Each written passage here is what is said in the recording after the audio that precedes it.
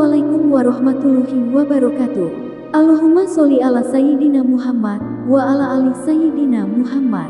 Pemirsa yang dirahmati Allah, marilah kita simak ceramah dari Ustadz Abdul Somad dengan tema Allah telah menyiapkan hal terbaik buatmu. Sebelumnya marilah kita perbanyak sholawat minimal 1000 kali sehari, agar hidup kita penuh barokah dan mendapatkan syafaat kelak. Jangan lupa berikan dukungan kepada channel kami dengan memberikan super thanks seikhlasnya. Marilah kita doakan semoga Ustadz Abdul Somad sekeluarga dan para penonton YouTube ini diberikan kesehatan dan diberikan kebahagiaan dunia dan akhirat. Amin ya robbal alamin. Terkait dengan utang piutang Pak Ustadz, bagaimana? Padahal selama 3 hari di sini udah lupa utang. Ini diingatkan lagi. Terkait dengan utang piutang, bagaimana dengan utang negara? Apakah kita sebagai warga negara akan diminta pertanggungjawaban? Kita tidak diminta tanggung jawab, karena kita sudah menyerahkannya kepada pemimpin. Jadi mereka lah yang bertanggung jawab. Nanti waktu di akhirat pasti tanya, dari Indonesia? Iya, utang gimana? Aku udah kuserahkan sama dia. Udah nggak ikut lagi. Dari Malaysia? Ya, langsung masuk surga, nggak ada utang. Dari Indonesia, kau sini dulu sebentar.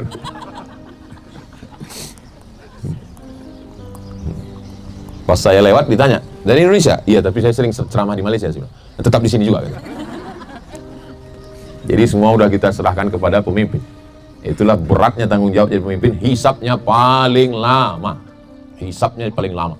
Makanya kepada anggota yayasan saya kasih tahu. Yayasan rekening jangan satukan operasional dengan wakaf. Karena nanti kita sebagai pembina ini lama hisapnya di akhirat. Apalagi ustadz. Yang sampai ustadz mengatakan pemimpin-pemimpin kita hisapnya nanti lama di akhirat. Pas di akhirat sama. Jumpa sama bupati, wali kota, gubernur. Ustadz di sini juga. Itulah. Kami kira ustadz sudah selesai. Banyak laporan nggak selesai. Itu tadi dari Almira Travel. Sekarang dari Taibah Travel. Apakah umroh itu wajib ke Raudhah? Umroh itu rukunnya 5. Pertama niat, kedua tawaf, ketiga sa'i, keempat tahallul, kelima tartib. Tartib artinya berurutan, tawaf dulu baru sa'i. Jangan sa'i dulu baru tawaf. Itu namanya umroh sungsang. Jadi ke Raudhah, ziarah ke makam Nabi tidak ada hubungan dengan umroh. Jadi kalau ada orang datang tawaf, sa'i, tahallul, tartib, selesai pulang. Tapi dalam hati masa iya nggak ziarah ke makam Nabi. Ziarah ke makam Nabi ini dimasukkan dalam program umroh. Haji juga kemari jamaah 8 hari 8 malam untuk ngambil arba'in. Dia adalah salah satu bentuk penghormatan kepada Nabi Muhammad Sallallahu Alaihi Wasallam. Bagaimana menenangkan jamaah yang tidak dapat tasreh ke Raudhah? Pertama, tarik nafas panjang. Sudah tertulis di Lauhil Mahfuz. Ini adalah takdir. Lalu jamaah mengambil kayu, dipukulnya kepala pengurus. Kenapa kau pukul? Ini juga takdir.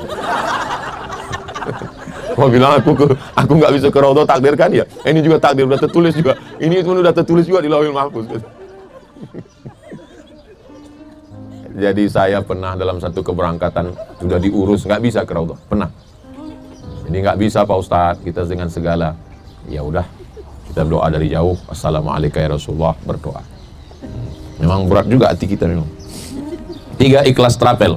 Mohon beri tips untuk menjaga hati, pikiran, dan lisan supaya senantiasa positif ketika berkunjung ke tanah haram Makkah. Hubungan kita dengan Allah ini dibangun 2. Yang pertama, husnuzon. Ana inda husni zonni abdi bi. Aku bersangka baik kepada Allah. Yang kedua, ridho. Ridho. Bapak Ibu pernah dengar kata ridho? Ridho. Ridho itu bahasa Indonesianya apa ya?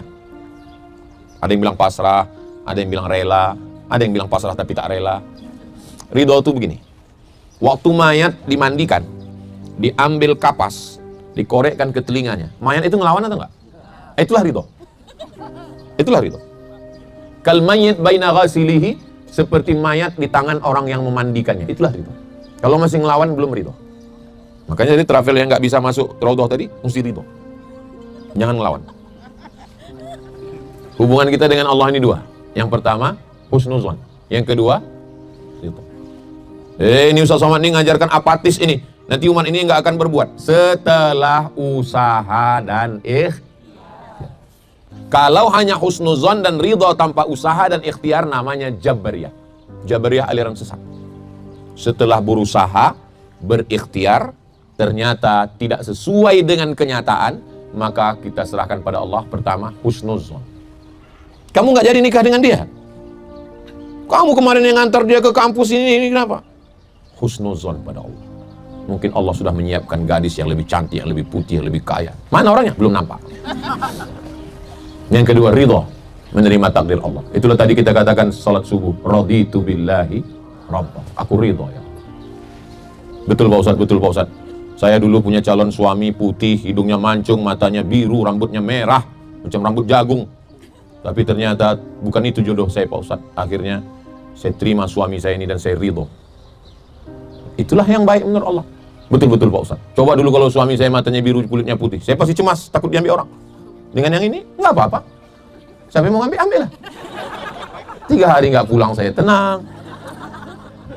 Itu pengakuan seorang ibu-ibu yang ridho. Betul nggak Bu? Nah, betul kan ya? Allah ngasih kita itu yang kita minta atau yang terbaik menurut Allah. Makanya banyak orang sekarang berdoanya, apalagi anak-anak muda itu kalau berdoa, ya Allah, kalau dia belum jodohku, jadikan dia jodohku. Kalau dia sudah punya jodoh, matikan jodohnya. Doa apa ini? Berdoa itu minta yang terbaik. Kalau baik dia menurut agama saya, baik dia menurut iman saya, baik bagi saya, berikanlah ya Allah. Kalau tidak, maka kau kuatkan hati saya menerima takdir. Begitu mintanya sama Allah. Ini kok malah memaksa Allah. Kasih Allah, kalau tidak aku nggak sholat nih. Apa yang menyebabkan Rasulullah bermuka masam? Serta apa hikmahnya? Salah satu riwayat, ketika Nabi sedang menjumpai pembesar-pembesar Quraisy. Tiba-tiba datang muazzin yang tinggalnya di belakang Masjid Nabawi, namanya Abdullah bin Ummi Maktum. Lalu kemudian Nabi, ya cemberut. Kalau dalam hati, kalau dalam bahasa kitanya, ini kan lagi ngadapi tamu banyak. Ini kan bisa tiap hari ya. Abasa wa tawalla an ja'ahul a'ma. Dia bermasam muka dan berpaling ketika datang seorang yang buta kepadanya. Riwayat itu tidak menjatuhkan harkat martabat Nabi. Riwayat itu mau ngasih tahu ke kita bahwa Nabi SAW itu dia tidak mungkin salah. Belum aja ngomong, baru raut wajah saja diluruskan, dibenarkan oleh Nabi Muhammad, oleh Allah Subhanahu wa Ta'ala. Nabi Muhammad itu nggak mungkin salah, tidak mungkin salah. Baru terlintas dikit aja langsung diluruskan Allah. Itulah makna wallahu ya'simuka. Allah menjadikan engkau maksum, terpelihara. Kita bagaimana? Kita bisa silap, bisa salah. Yang meluruskan kita adalah kawan-kawan. Saya kalau saya salah, ini Ustaz ini meluruskan saya itu. Mereka meluruskan saya. Kalau lewat aja waktu ini mereka habis waktu Ustaz. Cepat Ustaz, kita mau foto lagi nih.